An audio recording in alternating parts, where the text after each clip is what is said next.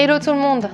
Alors aujourd'hui, on va faire quelque chose d'un peu différent et on va arrêter de parler de siège quelques minutes. Admettons que vous décidiez là maintenant d'apprendre une nouvelle compétence, par exemple l'anglais, et que vous fixiez un objectif, être capable d'avoir une conversation intéressante en anglais, c'est-à-dire comprendre l'autre, vous faire comprendre et débattre avec lui autour d'un sujet. Bon, c'est déjà un niveau avancé, mais c'est votre objectif, alors vous l'atteindrez peu importe le temps et l'énergie que ça prendra.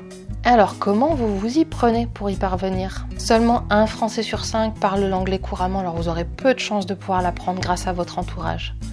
Et même si vous avez fait anglais première langue à l'école, vous faites peut-être partie des 40% des élèves qui sont restés bloqués au niveau de base.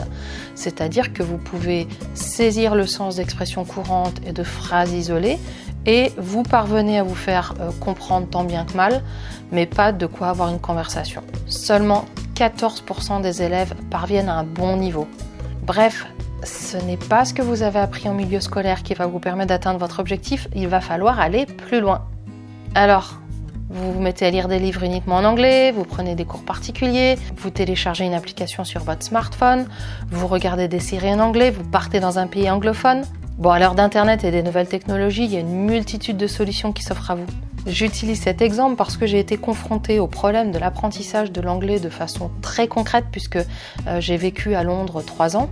Je faisais partie des 14% d'élèves qui avaient réussi à atteindre un bon niveau en sortant de l'école, mais clairement, ça n'était pas suffisant.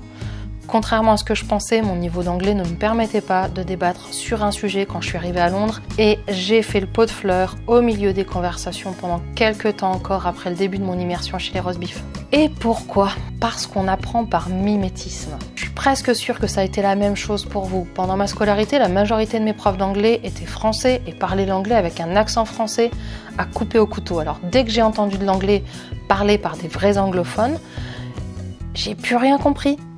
Je suis intimement persuadée que c'est la raison pour laquelle les Français ont un accent aussi pourri. On apprend un anglais pourri en mimant un accent anglais pourri, burk. Ça n'est qu'après quelques temps de mimétisme en immersion totale à Londres que j'ai pu commencer à prendre part aux conversations et aux débats en anglais et à me faire comprendre de tous. J'ai d'abord regardé et écouté comment ils faisaient, puis j'ai reproduit ce que j'entendais jusqu'à ce que ça devienne naturel. Et maintenant, vous allez me poser la question traditionnelle. Quel rapport avec la choucroute? Enfin, la tapisserie, je veux dire. Bah, vous me voyez venir, hein. Il existe de très bons bouquins pour apprendre la restauration de siège et je vous les présenterai prochainement dans une vidéo, mais la meilleure façon d'apprendre, c'est de regarder comment les autres font et d'essayer de faire la même chose. Mais j'imagine qu'on n'a pas tous un tapissier sous la main ou au coin de la rue. C'est la raison pour laquelle j'ai choisi le format vidéo pour vous donner la meilleure technique d'apprentissage d'après moi, c'est-à-dire regarder comment je fais. Réalisez-le vous-même par mimétisme et admirez le résultat que vous avez obtenu. Je viens directement dans votre salon.